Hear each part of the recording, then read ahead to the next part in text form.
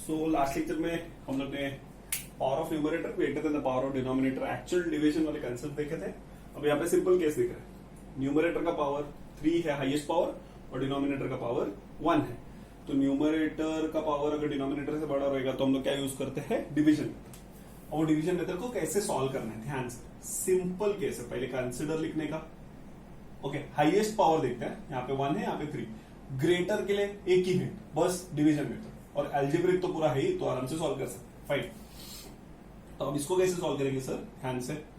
तो अब यहाँ पे लिखता हूं डिवीजन में x cube plus 4x square minus 7x plus 5, और यहाँ पे आएगा x प्लस 2। तो पहले दोनों का कोएफिशिएंट्स, x का कोएफिशिएंट 1, x क्यूब का कोएफिशिएंट 1, तो कुछ टेंशन नहीं। x इंटू एक्स क्यूब को क्या करना पड़ेगा, x स्क्वायर से मल्टीप्लाई। तो यहाँ पे आएगा x cube, 2 into x square will be plus 2x square minus minus. ठीक है, नेक्स्ट देखते हैं ये दोनों के answer. 4 minus 2 will be 2x square, x into, अब पहले कोएफिशिएंट्स, तो यहाँ पे प्लस 2 लिखता हूं। x को किससे मल्टीप्लाई करेंगे, x के साथ, तो this will become 2x, x into 2x will become 2x square, 2 into 2x will become plus 4x, तो यहाँ पे माइनस 7x प्लस 5, यहाँ पे लिखो प्लस 4x माइनस माइनस, यहाँ पे ऐसा, तो ये दोनों कैंसिल हो जाएंगे। अब ध्यान से, minus 7x minus 4x will become minus 11x। ठीक है, और यहाँ पे आएगा plus 5x, x coefficient minus 11, यहाँ पे माइनस 11 से मल्टीप्लाई, तो minus 11x, 2 into minus 11 is minus 22, तो यहाँ पे आएगा प्लस, प्लस, ये और ये कैंसिल, यहाँ पे आएगा 27। अब यहाँ पे इसके पास x बचा नहीं है, तो कोएफिशिएंट। सर डिवीजन कब तक करते हैं, जब तक यहाँ का पावर और यहाँ का पावर सेम ना हो जाए। सेम हो गया, उसके बाद अब छोटा, अब यहाँ पे पावर है, यहाँ पे x रेज टू 0 है, लेकिन x रेज टू 0 इज 1 ना, तो ये 0 इससे 1 से कम है, तो वहां पे डिवीजन रुका देते हैं। तो अब सिंपल, एकदम simple logic, dividend is equal to divisor into quotient plus remainder. ठीक है, तो ये तो सबको आता ही है, तो बचपन में पढ़ा था। डिविडेंड, फिर से यहाँ पे डिविडेंड, फिर यहाँ पे ये हो जाएगा कोशेंट, ये हो जाएगा रिमाइंडर, और ये हो जाएगा डिवाइजर। ठीक है, तो सब वैल्यूज को फिल इन द ब्लैंक्स करते हैं। तो dividend is x cube plus 4x square minus 7x plus 5। Divisor क्या है, x प्लस 2 है।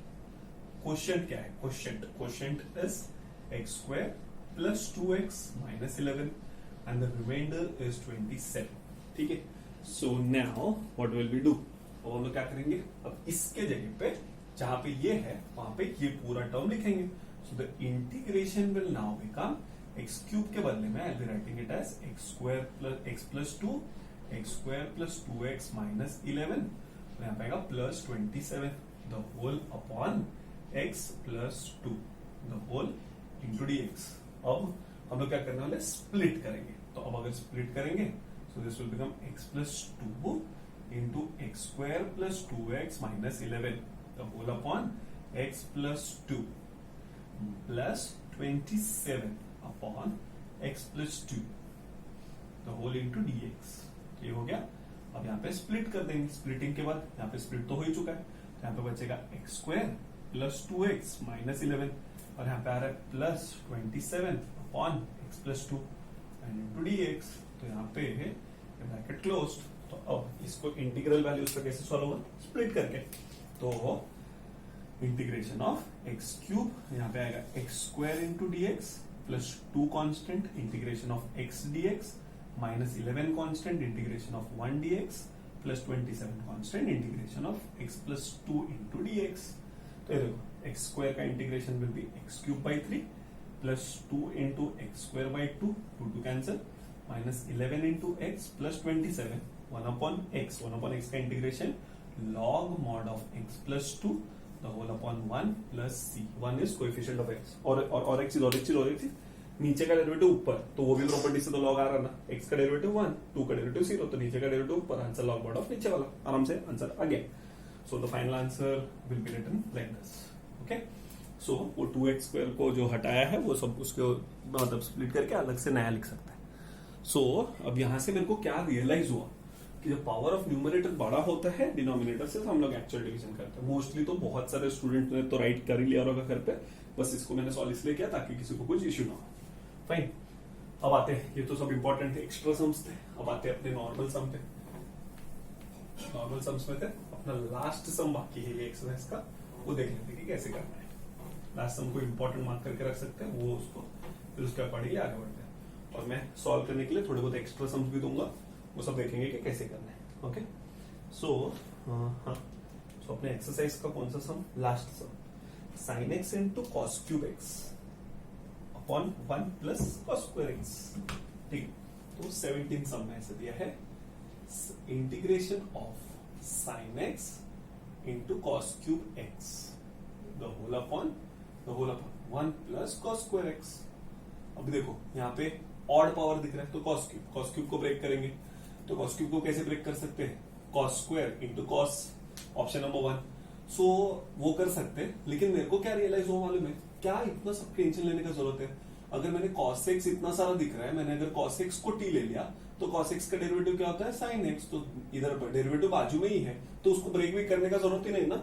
ब्रेक करके करेंगे तो भी आंसर आएगा, ऐसे करेंगे तो भी, इससे फास्ट आंसर आएगा, उसमें थोड़ा बहुत कैलकुलेशंस करके करना पड़ेगा। दोनों सिचुएशन में आंसर तो आना ही है, बस एक ही चीज, इसमें आंसर फटाफट आने का। cos x का डेरिवेटिव sin x, तो डेरिवेटिव बाजू में ही है, तो why not do it directly. So will put cos x is equal to t and differentiate with respect to x. So cos x का derivative is minus sin x and it is equal to dt by dx. ठीक है, सो अब minus, अब यहाँ पे ऐसा लिखेंगे sin x dx के साथ जाएगा, तो sin x अगर dx के साथ जाएगा तो वो बन जाएगा माइनस dt। तो और यहाँ पे cos x को तो t ले लिया है, तो cos x खुश, dx खुश, sin x खुश, सब लोग खुश है। तो अब इंटीग्रेशन लिख देते हैं। So integration of sin x dx को मैं माइनस dt पहले लिख देता हूँ, और यहाँ पे cos x को t लिया है, तो this will become t cube upon यहाँ पे आएगा 1 प्लस t स्क्वायर। यहाँ पे माइनस बाहर, इंटीग्रेशन के ये माइनस बाहर, t cube upon t square plus 1। Now इधर आ जाता है power of numerator is greater than equal to power of denominator. अब तुम लोग नोटिस करो एक चीज, अब मेरे को जो बताना है वो, अगर मैं अभी समझो ये वाला सम सॉल्व कर, अचानक में ये हिंट आ जाता, तो तुम लोग टेंशन में आ जाते थे कि सर ये ऐसा कैसा कोई भी सम में कुछ भी आ जा रहा है। यही अपने टेक्स्ट बुक का ड्रॉबैक है कि वो जो एक्स्ट्रा सम्स मैंने 2 किए, तो अब तुम लोग का आदत था कि मालूम है पावर ऑफ न्यूमरेटर बड़ा होगा डिनोमिनेटर से कर ले, लेकिन अगर ऐसे अचानक में ये सम कर रहा था और उसमें ये हिंट आ जाता तो तुम लोग टेंशन में। That's the biggest problem of a text book, लोगों ने डायरेक्ट कोई भी सम उठा के दे दिया। इसलिए the best book to solve any type of problem is of integration is our own textbook. जो हम लोग ने टेक्स्ट बुक अपना जो पहले का था वही टेक्स्ट बुक, इसलिए मैंने जानबूझ के टेक्स्ट बुक खुला रखा है सामने, मैंने मार्वल खुला रखा है, उसमें एनसीईआरटी का सिलेबस का है, मेरे पास पीडीएफ रेडी है और मैं खुद तो कर रही हूँ, तो 4 चीज से रेफरेंस मिल रहा है, तो डरने का नहीं, थोड़ा भी डरने का नहीं, बिंदास करने का काम। ठीक है, सो अब इसको सॉल्व करने का सिचुएशन सिंपल ना। अब इस तरह अलजेब्रा भी आ गया, ये कब power of numerator greater than the power of denominator actual division.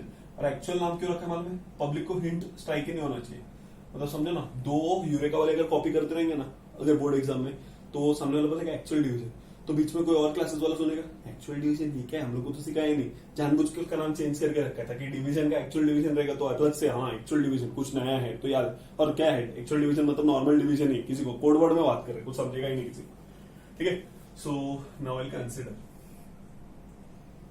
ये माइनस साइन रहने देता हूं, इतने ही पार्ट को कंसिडर ब्रैकेट के अंदर, मतलब डिवीजन साइन के अंदर टी क्यूब और इधर आएगा टी स्क्वायर प्लस 1। ठीक है, तो अब इसको कैसे सॉल्व करेंगे ध्यान से। तो टी स्क्वायर और t cube, t is missing, तो t minus t cube, 1 into t is plus t, तो यहाँ पे this will become what, minus, यहाँ पे माइनस है और यहाँ पे माइनस, तो ये दोनों कैंसिल हो जाएगा, यहाँ पे बचेगा माइनस टी। तो पावर कम है तो सॉल्व नहीं कर सकते, तो रुका देंगे। ठीक है, तो अब इसको कैसे सॉल्व करेंगे? तो dividend is equal to divisor into quotient plus remainder. तो डिविडेंड मतलब टी क्यूब, डिवाइजर मतलब टी स्क्वायर प्लस 1, क्वोशिएंट मतलब टी और रिमाइंडर मतलब माइनस टी। ठीक है, सो अब इसको कैसे लिखेंगे ध्यान से, तो integration will be t square plus 1 into t और plus of minus minus t the whole upon t square plus 1 into d t. तो अब यहाँ पे माइनस साइन ऑलरेडी था, इंटीग्रेशन वाला माइनस, तो वो चलेगा, वो तो बाद में देख लेंगे, माइनस बाहर है। तो अब इधर माइनस इंटीग्रेशन स्प्लिट, तो यहाँ पे आएगा T square plus 1 into T upon t square plus 1, एक बड़ा बॉक्स बना देते हैं ब्रैकेट का, minus T upon t square plus 1, ये भी बड़ा ब्रैकेट बना देते हैं, तो यहाँ पे ये और ये तो कैंसिल हो जाएगा। तो अब इंटीग्रेशन माइनस साइन के साथ स्प्लिट होगा, तो minus integration of T D T plus integration of T upon t square plus 1। अभी प्लस किधर से आया सर, माइनस माइनस प्लस, और इंटीग्रेशन स्प्लिट हुआ है। तो अब देखो इसका integration minus T square upon 2 plus नीचे का डेरिवेटिव ऊपर, देखो 2 है इधर 1 है, तो डेरिवेटिव पावर कम करता है, तो एक कम है तो आराम से एडजस्टमेंट हो जाएगा। 1 का डेरिवेटिव 0, टी स्क्वायर का डेरिवेटिव विल बी 2t, तो मल्टीप्लाई बाय 2 डिवाइड बाय 2, तो 1/2 log mod ऑफ नीचे वाला, तो t square plus 1 plus c। Now if I resubstitute the value, resubstituting what will I get, i is equal to minus of t square का value क्या है, t क्या था cos x, यहाँ पे minus cos square x upon 2 plus 1/2 times of log of mod of cos square x plus 1 plus c। So this becomes the final answer of the last problem of this type. ठीक है, सो मेरे को basically क्या समझाना था यहाँ पे, एकदम अच्छे से ये बताना था कि 17 सम में सब्स्टिट्यूशन से स्टार्ट हो, लेकिन अचानक पे नया हिंट आया, मतलब एक सम में एक से ज्यादा चीजें भी यूज हो सकती है। फाइन, इसको क्यूब को तोड़ा क्यों नहीं कर सकते थे, कोई प्रॉब्लम नहीं होता था। यहाँ पे कैसे लिखता था ध्यान से याद रखना, जो टूटता है वो तो कुछ करता नहीं है, तो इसको कैसे करते थे, sine x into cos square x into cos x the whole upon 1 plus cos square x. तो अब साइन एक्स को मैं टी लेता, तो साइन एक्स को अगर मैं टी लेता तो I put sine x as t, तो डेरिवेटिव ऑफ साइन एक्स क्या होता था, cos x, cos x dx के साथ मल्टीप्लाई हो जाता था और वो क्या बन जाता था, डी टी। तो ये हो गया adjustment, cos x dx d बन गया और ये हो जाएगा टी, तो इंटीग्रेशन टी। अब कॉस स्क्वायर एक्स को क्या लिखते थे, 1 माइनस साइन स्क्वायर एक्स, तो यहाँ पे आता था 1 माइनस टी स्क्वायर, और नीचे आता था 1 प्लस, यहाँ पे भी आता था 1 माइनस टी स्क्वायर। तो अब इसको सॉल्व करते थे तो 1 प्लस 1 2, और यहाँ पे भी टी क्यूब आता था, power of numerator greater than the power of denominator, वहां पे भी एक्चुअल डिवीजन ही होता था। तो जैसा भी करे, कुछ भी करे, आंसर तो आएगा ही, तो कोई भी इश्यू नहीं होता था आराम से। इसमें तो मेरे को क्या दिखा, इतना सारा कॉस, तो कॉस का डेरिवेटिव साइन इधर ही बाजू में था, तो कॉस को टी लेके फटाफट सॉल्व कर दिया, आराम से अपना आंसर भी आ गया। ठीक है, so this is the type. Fine, फिर नेक्स्ट अब एक दो एक्स्ट्रा सम्स करने वाला, और उसी के साथ अपना सब्स्टिट्यूशन मेथड वाला टेंशन तो खत्म हो जाएगा। ठीक है, और वो जब तक खत्म होगा तब तक और एक प्रॉपर्टी बता देता हूं, प्रॉपर्टी नंबर 2। तो प्रॉपर्टी नंबर 2 क्या है वो देख लेते। एक सम है, जैसे अभी मैंने सम क्वेश्चन बताया था, लाइक फॉर एग्जांपल मेरे को किसने बोला, सर जैसे cos x upon 3 plus sine x, अगर ऐसा इंटीग्रेशन में किसी ने पूछा मेरे को, ठीक है, तो अभी हम लोग ने एक प्रॉपर्टी पढ़ा था, 3 का डेरिवेटिव 0 और साइन एक्स का डेरिवेटिव cos x, तो नीचे का डेरिवेटिव इस ऊपर, नीचे fx है और ऊपर f डैश ऑफ x, तो नीचे का डेरिवेटिव ऊपर, आंसर log mod ऑफ नीचे वाला, मतलब क्या लिखते थे answer, log mod of 3 plus sine x plus c। ऐसा डायरेक्ट लिख सकते बिना सब्स्टिट्यूशन किए। तो अब मेरे को कुछ तो एक्स्ट्रा बताना है, सेम सम लेकिन थोड़ा सा डिफरेंट होगा, तो क्या, अब यहाँ पे प्रॉपर्टी नंबर 2 मैं यहाँ पे लिख रहा हूँ, प्रॉपर्टी नंबर 2, ठीक है, property number 2 is f dash of x तो है upon root of f of x the whole dx। Okay, so पहले क्या बोला, नीचे का डेरिवेटिव ऊपर, तो आंसर आता था log mod ऑफ नीचे वाला। अब अगर मेरे को किसी ने पूछा नीचे का डेरिवेटिव विद द रूट ऊपर, रूट होगा अगर नीचे, लेकिन फिर ऊपर डेरिवेटिव प्रेजेंट है, मतलब रूट के अंदर वाला जो चीज है उसका डेरिवेटिव अगर ऊपर है, तो उसका answer directly can be written as 2 root of नीचे वाला। ठीक है, तो कैसा बोला, नीचे का डेरिवेटिव ऊपर, answer is log mod of नीचे वाला, लेकिन नीचे का डेरिवेटिव विद और रूट ऊपर, आंसर इज 2 रूट नीचे वाला. Let's cross check. Same sum cos x upon root of 3 plus sin x. इसका मतलब नीचे का डेरिवेटिव ऊपर है लेकिन रूट के साथ. तो originally according to the formula the answer should be this 2 root of 3 plus sin x plus c. ये आंसर होना चाहिए, ठीक है, ये होना चाहिए. तो अब हम लोग क्रॉस चेक करेंगे. अब क्रॉस चेक करने नीचे का डेरिवेटिव ऊपर लिया तो अभी put 3 plus sin x is equal to t. नीचे का डेरिवेटिव ऊपर है ना, तो पुट t. तो differentiating with respect to x. So derivative of 3 will be 0 and derivative of sin x will be cos x is equal to dt by dx. So therefore cos x along with dx will become dt. तो ये हो गया cos x dx और ये क्या 3 plus sin x. अब integration के अंदर cos x dx को हम लोग लिखेंगे dt और यहाँ पे आएगा 1 अपॉन रूट ऑफ t. दो लोग नीचे रुकते नहीं, कौन कौन, ट्रिगो और अलजेब्रा. तो ट्रिगो अलजेब्रा ऊपर जाएगा तो t raise to minus half हो जाएगा. तो t raise to minus half का integration is t raise to half upon half plus c. अब इसको कैसे लिख सकते हैं, यहाँ पे लिखेंगे, यहाँ पे लिख रहा हूँ 2 times of t raise to half. t raise to half को रूट t लिखता हूँ प्लस c लिखा. अब अगर मैं इसको री सब्स्टिट्यूट करूंगा तो i का value 2 times of root of t. t का वैल्यू क्या है 3 प्लस sin x. तो 3 plus sin x plus c. तो इसका मतलब तुम लोग का और एक काम मैंने बहुत आसान कर दिया. तो प्रॉपर्टी नंबर 1 वो लोग ने दिया था, प्रॉपर्टी नंबर 2 मैंने बता दिया. ठीक है, तो प्रॉपर्टी नंबर 2 डायरेक्टली यूज किया जा सकता है बिना किसी टेंशन के. तो जो होना चाहिए था वो आ चुका है. तो इसका मतलब अब और एक चीज नोटिस करो, मैं कोई भी फॉर्मूला बता रहा हूं ना, बिना किसी चीज को प्रूव किए नहीं बता रहा हूं. मतलब ये है तो क्यों है, कैसे आता है सम्स के साथ. फिर मैंने वो भी बताया 1 अपॉन सेम साइन से ही क्यों मल्टीप्लाई करते हैं. अपन इंडियंस, अपन लोगों ने चेंज किया, कॉस में कन्वर्ट किया, फिर सॉल्व किया, फिर ऐसा. अभी सोचो ये तो बोर्ड्स चल रहा है, जेईई में तो इतना सारा चीज होता है ना, इतना सारा चीज. तो उसके लिए तो इतना मस्त चीज बना के रखा है ना, कैसे याद रखने का, कैसे करने का. झोल तो अपना है ही, झोल मेथड तो इंटीग्रेशन में, झोल मेथड तो जेईई में आता है. ठीक है, तो वो सब मैं बताऊंगा एकदम अच्छे से. फिलहाल तो ये वाला एक्सरसाइज प्लीज प्लीज प्लीज एकदम अच्छे से कर लेना. ओके, तो ये एक्सरसाइज मैंने तो सब सम्स मोस्टली कर दिया है. तुम लोग वो जो पुराना टेक्स्ट बुक है उसमें से भी होमवर्क दे रहा हूं मैं, तो वो भी करते जाना. और प्लस अगर टेक्स्ट बुक है तो उसमें से बिंदास ये एक्सरसाइज होते ही सॉल्व कर लेना. ठीक है, एक आधा इंपॉर्टेंट सम्स है वो कर लेते, फिर उसके बाद फिर हम लोग का सब टाइप्स चालू होगा, मेन टाइप्स. अभी तो सब बेसिक्स ही चालू था. ठीक है, सो क्वेश्चन है,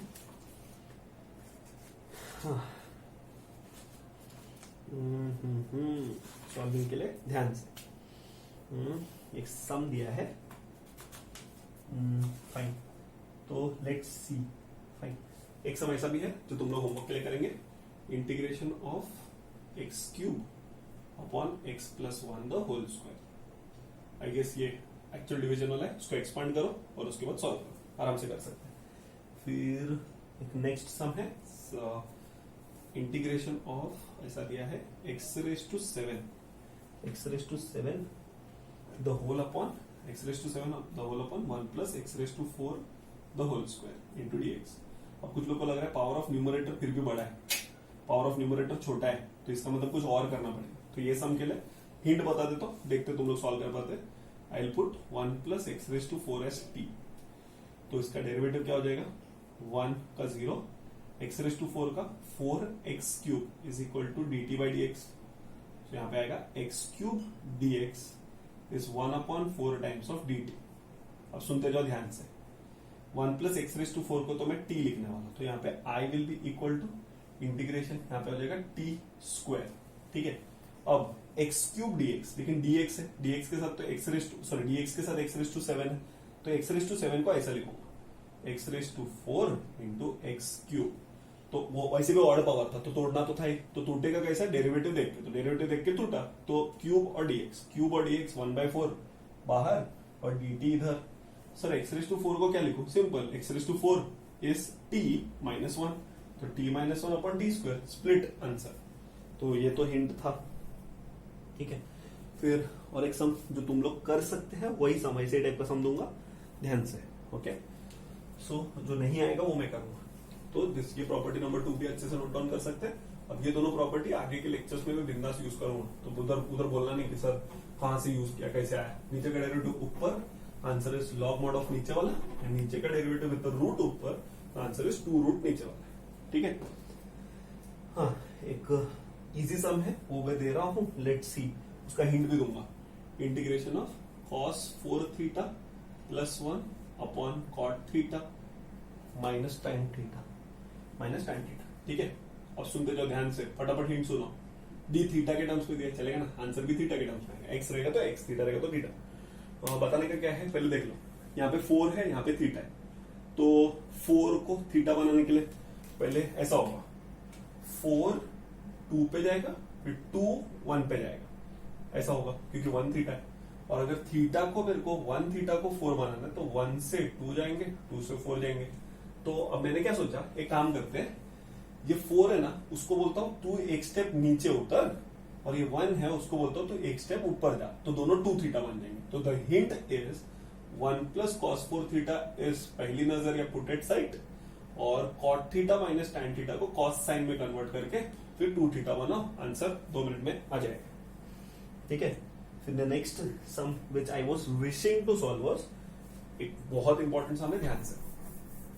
okay, I is equal to integration of square root के अंदर दिया है square root of cos raise to 8x upon sine raise to 11x। ठीक है, डेंजरस प्रॉब्लम, सॉरी cos 8 नहीं है, cos रेज टू 3x। तो अब मेरा ये टिपिकल सम बहुत इंपॉर्टेंट है और ध्यान से देखा जाना चाहिए।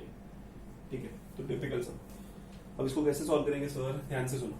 अब इसको कैसे सॉल्व करेंगे, पहले देखो, हाँ ध्यान से, पहले तो ये जो रूट वाला पार्ट है ना, रूट, ये दोनों का असाइंड है, मतलब इनडायरेक्टली ये 3/2 है और ये 11/2। मैं क्या सोच रहा था मालूम है, एक काम करते हैं, क्यूब है ना और ये 11 है, तो cos अपॉन साइन कॉट होता है, तो जितना कॉट कंप्लीट हो सकता है उसको कॉट को लग के साइड में लिख लेते हैं। तो यहाँ पे लिखता हूं upon cos cube x square root of cos cube x upon sine cube x into 1 upon sine raise to 8x।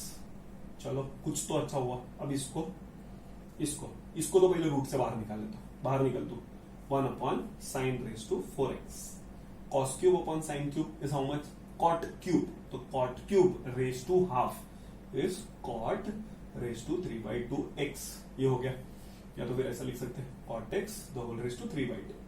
अब तुम लोग भी बताओ गंदा टर्म कौन सा दिख रहा है, यही गंदा है, तो cot का डेरिवेटिव क्या होता है, cosec स्क्वायर। कुछ लोग को दिखता रहेगा cosec स्क्वायर तो है ही नहीं सर, cosec है, दिखना चाहिए, तो यहाँ पे ऐसा लिखता हूं, ध्यान से, cot x the whole raise to 3/2। ठीक है, साइन रेज टू 4 वर्ती जाएगा तो cosec रेज टू 4 हो जाएगा, तो cosec रेज टू 4। लेकिन अपने को कितना जरूरत है, cosec स्क्वायर का जरूरत है। सुनो, तो इसको इंटीग्रेशन के अंदर cot x the whole raise to 3/2, cosec square side में लिख देता हूं, cosec स्क्वायर dx, क्योंकि इसका डेरिवेटिव ये है और ये cosec स्क्वायर हो जाएगा। अब देखते हैं सब्स्टिट्यूशन में, तो देखेंगे क्या हो। अब यहाँ पे पुट करूंगा cot x एज t। और एक चीज नोटिस किया क्या, हम लोग जब भी सब्स्टिट्यूशन लेते हैं ना, पावर्स वगैरह को इग्नोर मार देते हैं, देख लेंगे बाद में, देख लेंगे भाई सवाल। ठीक है, तो cot x को t differentiating with respect to x, तो if I differentiate with respect to x, cot x का derivative minus cosec square x into dx is equal to dt। तो cosec square x along with dx will become minus dt। कौन कौन खुश है, तो I guess cot x raised to 3/2 is very happy। फिर उसके बाद cosec square is very happy, but who is left is this cosec square. अब मैंने बताया था, किसी को भी लाइफ में कुछ भी प्रॉब्लम है, किसके पास जाएगा, सब्स्टिट्यूशन के पास, cot के पास। अब cot को पूछेगा कैसे आएगा रे, मेरे को कन्वर्ट करना cot में, मेरे को भी टी बना, तो किसी ने बोला ठीक है, cosec स्क्वायर को cot बोलते हैं, तू मेरे जैसा बन जा। तो cosec स्क्वायर को स्टाइल को इसके जैसे कैसे बनूंगा, तो cosec स्क्वायर का पास आइडेंटिटी है, तो वी नो दैट, यहाँ पे लिख रहे हैं we know that 1 plus cot square x is equal to cosec square x.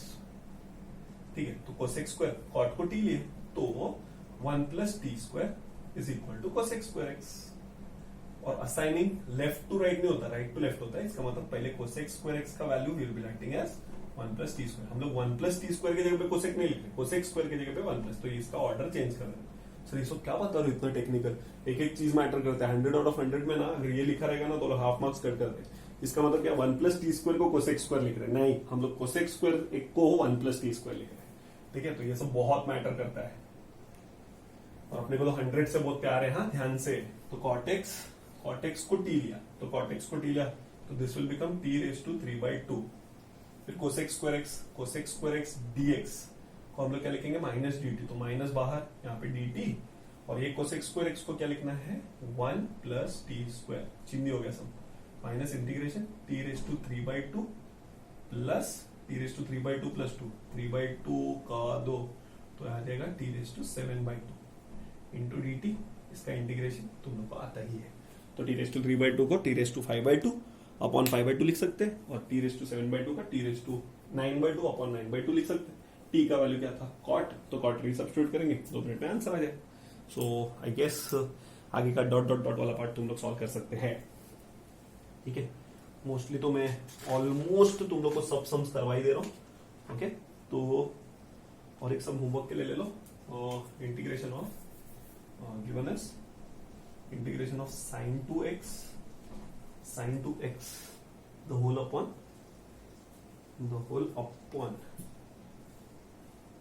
sin square x minus cos square x, ठीक है, इंटू dx। तो इसको अगर सॉल्व करेंगे तो बेसिकली, या तो फिर मैं थोड़ा चेंज कर देता हूं, यहाँ पे लिखता हूँ a sin square x और यहाँ पे लिख रहा हूँ प्लस लिखता हूँ b cos square x। Let's see कितने लोग का दिमाग चलता है। अब इसमें क्या सब्स्टिट्यूशन ले रहा है, कैसे करना है, वो तुम लोग डिसाइड करके करो। लेट्स सी कितने लोग का आता है, या तो फिर नहीं आएगा तो मैं जूम लेक्चर्स पे बता ही दूंगा, कुछ प्रॉब्लम नहीं, मेरे तरफ से, मेरे घर का सब। ओके, तो with this will and substitution method. तो सर वो एक्सरसाइज में और वो 4-5 सम है, वो नया है, वो टाइप ऑफ सम है, वो कुछ अलग है वो।